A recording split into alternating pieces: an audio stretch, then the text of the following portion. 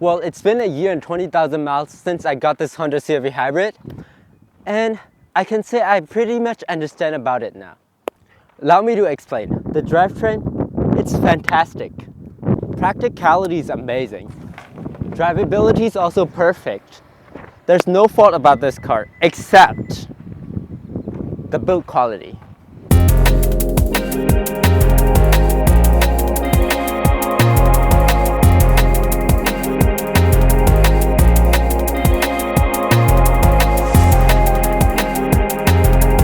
So what happened is the American built Honda are now built very well. Just listen to this. There's this trim peeling and they're not fixing it. And then plastic trim that's like peeling off. You see this? It should be closed like this, but it's not.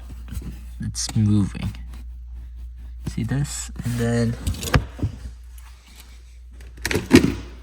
so there's like pretty much tons of those plastics that are not well put together. So let's talk about the interior. I think the interior is fantastic except some rattles it have on this seat when it's cold. But here's one thing that I find really surprising is the amount of space that I have. This is my normal sitting position. These are my feet, and I can just man spread all the way like this and drive like this. And here, let's count the cup holders. There's, I don't know if you can see this. There's 1, 2, 3. There's 4, 5. And there's 3 on the other door. That's 8. I have total 8 cup holders in the front. Who else doing three bottles in one drive? Another thing I really like is the sound system. It's amazing. And then the best part about this car is the drivetrain, the driving feeling, and the way it drives.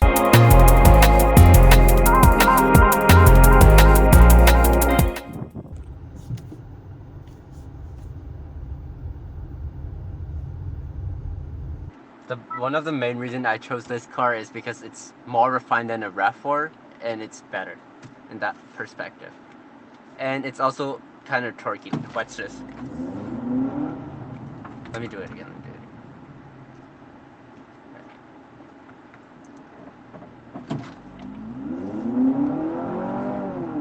They have torque steer. It handles pretty good because it's a Honda by the end of the day. And it's a very nice car. I got so much compliments when it's running on EV. My uncle said it's kind of boring because it doesn't make any noise. Other than that, I think it's a really nice car, really efficient. I'm not gonna drive like a maniac anymore, so we're gonna see how efficient this 7-mile drive got. And another thing about driving this car is I just don't care about how much the gas costs in this car because essentially what I'm getting right now is 36 miles per gallon. That's considering I was driving like more freeways than city, but if I'm city and driving to my school, I got 45. The power in this car is amazing. Holy person crossing illegal. Oh my god. Okay. Well, the best part is I don't need to get an EV, and my cost to fill up this car is the same as or even cheaper than the Model Y of equivalents. Well, that's considering if I don't charge at home, right? But if I charge at home, they're cheaper. And another thing is the pure comfort of this car. This car's really comfortable.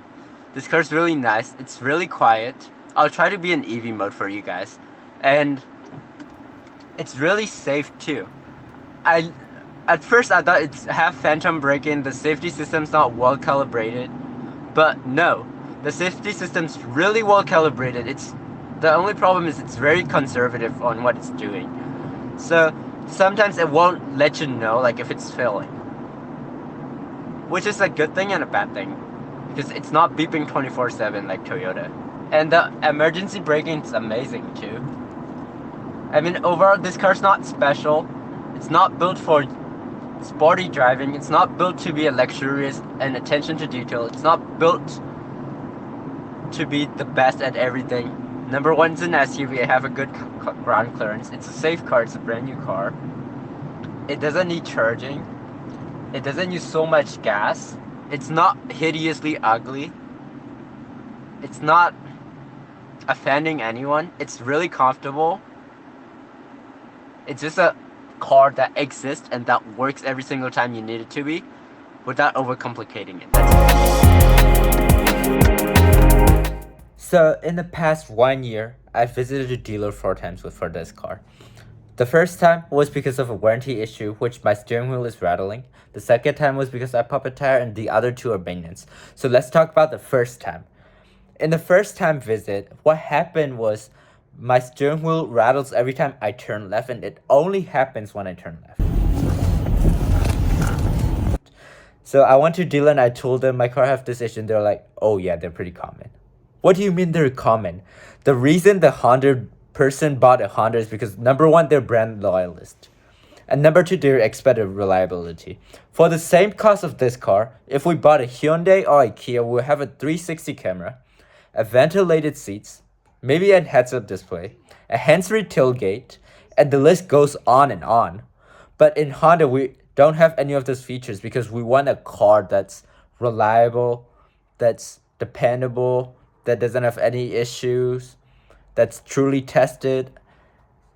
And none of those is the thing in this car because right now my car has squeaking seats, the glue on my side trim is failing, the steering wheel rattled, there's some rattle in the back, and the list goes on and on as the time goes on.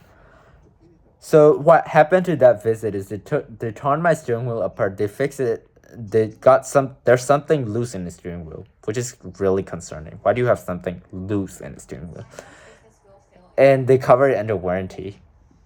And on the second visit, that's totally my fault because I popped a tire. And what happened is I popped a tire on Saturday, which I noticed that night, and I didn't fix it. On the second day, as soon as I woke up, I tried and fix it. Here's the good part. The Honda's roadside assistance is kind of goated because I called the Honda's roadside assistant and they show up within like an hour, which is cool. But as a Costco member, my first instinct to do was go to Costco first and get the tire, right? Well, it's a bad news because Costco doesn't have it.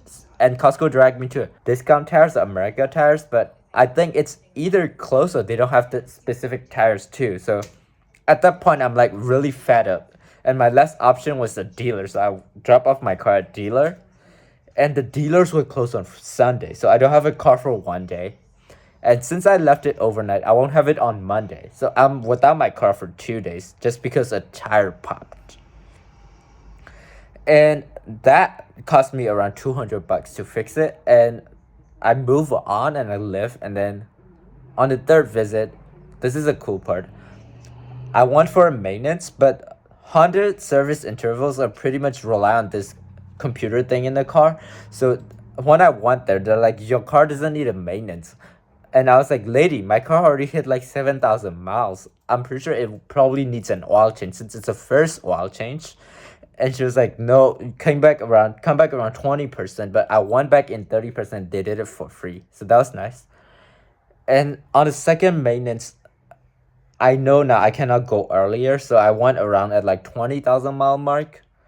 And before that, let me talk about Honda's prepaid maintenance, which is supposed to cover the first two visits, but because of their reliance on computer and the computer doesn't come on earlier or like didn't come on at all for me, that I have to pay out of pocket for the second service. And in that service, they updated my software on the driver assistant feature, which fixed like a phantom braking that I have and the steering wheel issues the another steering wheel issues that I have. So that was pretty good. Overall, to drive this car for 2 years, just in maintenance and repair alone, cost me around $400 to $500. But it could also be totally free if you're not someone that drives 20,000 miles a year. Other than that, the car have been pretty good, except those build quality issues at the factory. And so yeah, let's get into conclusion and let's wrap this video up.